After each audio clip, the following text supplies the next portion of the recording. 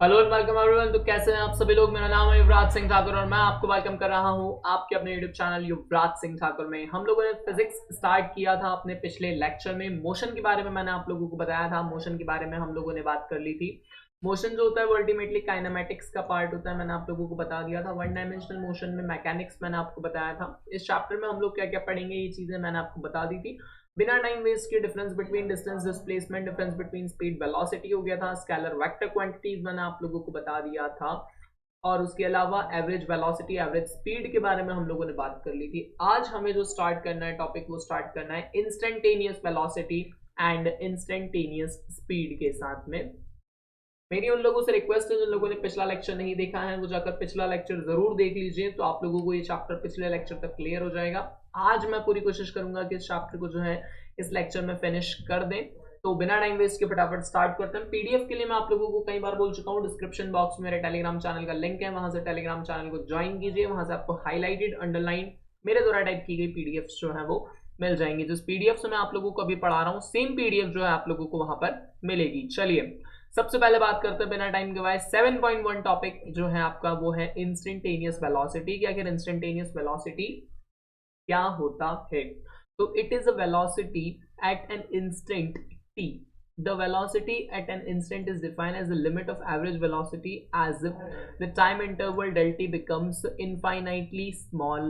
देखिए लिखा हुआ क्या है, थोड़ा सा अजीब लिखा हुआ है, एट ए टाइम आप समझ नहीं पा रहे होंगे। तो एक अगर मैं सिंपल सा आपको बताऊं तो सीधी सी बात इंस्टेंटेनियस वेलोसिटी की है कि पर्टिकुलर टाइम पर, एक इंस्टेंट पर, एक पर्टिकुलर टाइम इंस्टेंट के ऊपर जो आपकी वेलोसिटी होगी वो क्या कहलाएगी, इंस्टेंटेनियस वेलोसिटी। फॉर एग्जांपल आप 10 मिनट का पूरा सफर कर रहे हैं और उसमें मैंने बोला एग्जैक्टली 7.5 मिनट के ऊपर आपकी वेलोसिटी क्या होगी, तो जो 7.5 मिनट वाली आपकी वेलोसिटी होगी वो क्या कहलाएगी, इंस्टेंटेनियस वेलोसिटी जो है वो कहलाएगी। इसका फॉर्मूला यहाँ पर लिखा हुआ है, आप लोग देख लीजिएगा। तो quantity on the right side of the equation is the differential coefficient etcetera etcetera.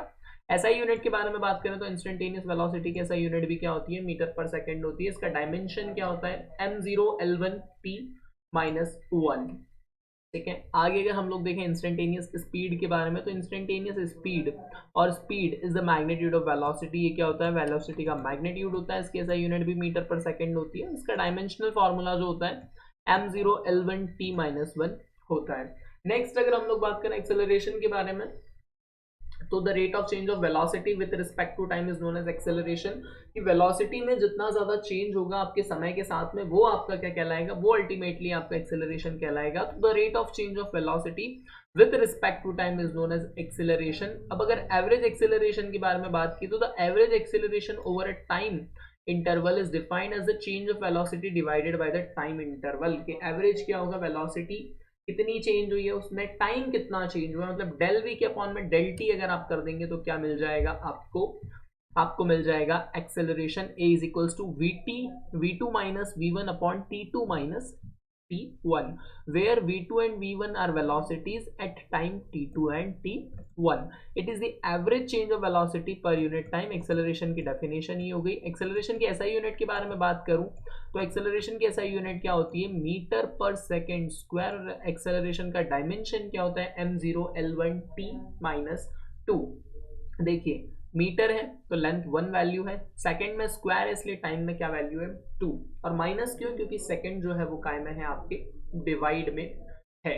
Is it clear. यहाँ पर नेक्स्ट अगर हम लोग बात करें तो like velocity acceleration can also भी पॉजिटिव, नेगेटिव और जीरो। एक इंपॉर्टेंट पॉइंट है कि एक्सेलरेशन और वेलोसिटी दोनों ही पॉजिटिव, नेगेटिव और जीरो हो सकती है। स्पीड कभी भी जीरो नहीं हो सकती, डिस्टेंस भी कभी भी जीरो नहीं होगा। Acceleration is also a vector quantity. की एक्सेलरेशन कैसी क्वांटिटी होता है, एक्सेलरेशन जो होता है वो एक वेक्टर क्वांटिटी होता है। चलिए यहाँ पर यूनिफॉर्म मोशन के कुछ ग्राफ्स दिए हुए हैं। ये जो पार्ट है इतना ज्यादा इंपॉर्टेंट नहीं है, फिर भी एक बार इसे नोट में देख लेते हैं। We will restrict ourselves to the study of constant acceleration for this chapter. In this case average acceleration equals the constant value. ये सिर्फ आप एक बार देख लीजिएगा, this is not at all big thing. Graphs के बारे में बात करूं तो सबसे पहले यूनिफॉर्म मोशन के ग्राफ आपको डिस्प्लेसमेंट टाइम ग्राफ मुझे यहाँ पर दिखाने हैं यूनिफॉर्म मोशन के लिए और नॉन यूनिफॉर्म मोशन के लिए। तो in uniform motion a body covers equal distance in equal interval of time. मैंने आपको बताया था कि यूनिफॉर्म मोशन में क्या होता है, एक body equal interval of time में इक्वल डिस्टेंस को जो है वो ट्रेवल करती है और इसमें क्या होता है, वेलोसिटी पूरे टाइम कांस्टेंट रहती है और एक्सेलरेशन किसके बराबर हो जाता है, जीरो के बराबर हो जाता है। तो यूनिफॉर्म मोशन में एक्सेलरेशन किसके बराबर होगा, जीरो के बराबर होगा। ये रहा आपके डिस्प्लेसमेंट टाइम ग्राफ्स। यहाँ पर आप एक बार बहुत अच्छे से इन ग्राफ्स को देख लीजिए। पहला वाला ग्राफ, नेचर ऑफ स्लोप कैसा है, पॉजिटिव, और मैग्नीट्यूड ऑफ स्लोप कैसा है, कांस्टेंट। दूसरे में नेचर ऑफ स्लोप कैसा है आपका, जीरो, मैग्नीट्यूड कैसा है आपका, कांस्टेंट हो जाएगा। ये है डिस्प्लेसमेंट टाइम ग्राफ। यहाँ पर एक्स एक्सिस वही we, if we try to represent the same number on line with x v a on the y axis and t on the x axis, then we will have time जो है वो आपका x axis के ऊपर है और बाकी की चीजें जो है वो आपकी y एक्सिस के ऊपर यहाँ पर है। इन ग्राफ्स को आप एक बार देख लीजिए, इन ग्राफ्स को एक बार स्टडी कर लीजिएगा, इसका ज़्यादा इशू नहीं रहेगा। नॉन यूनिफॉर्म के लिए भी डिस्प्लेसमेंट टाइम ग्राफ्स कुछ इस तरह के ग्राफ्स हैं। इन ग्राफ्स को आप बहुत अच्छे से एक बार के लिए देख लीजिएगा। इस टॉपिक में तो ग्राफ है वो आपका इस चैप्टर के लिए लास्ट टॉपिक है। इसके अलावा इस चैप्टर के अंदर और कुछ भी नहीं है जो कि शेष हो।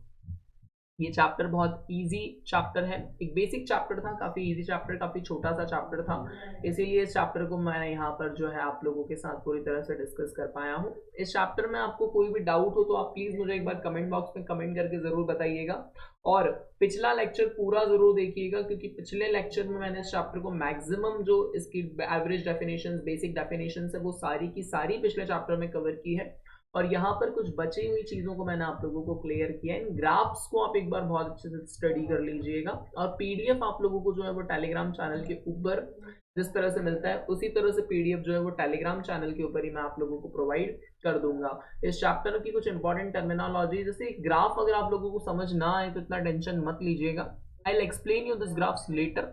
संडे की स्पेशल क्लासेस के बारे में जो मेरा प्लान चल रहा है उसमें मैं शायद इन ग्राफ्स को आप लोगों को बहुत ही अच्छे से एक्सप्लेन कर दूंगा। Is it clear to everyone? तो यहाँ तक आप सभी लोगों को क्लियर है? यहाँ तक किसी को किसी भी तरह का कोई भी डाउट हो अगर इस चैप्टर में तो कमेंट बॉक्स आप लोगों के लिए पूरी तरह से ओपन है, आप वहाँ मुझे कमेंट करके बता सकते हैं अपने डाउट्स के बारे में। टिल देन हंसते रहिए, मुस्कुराते रहिए, खुश रहिए, पढ़ते रहिए। जय हिंद।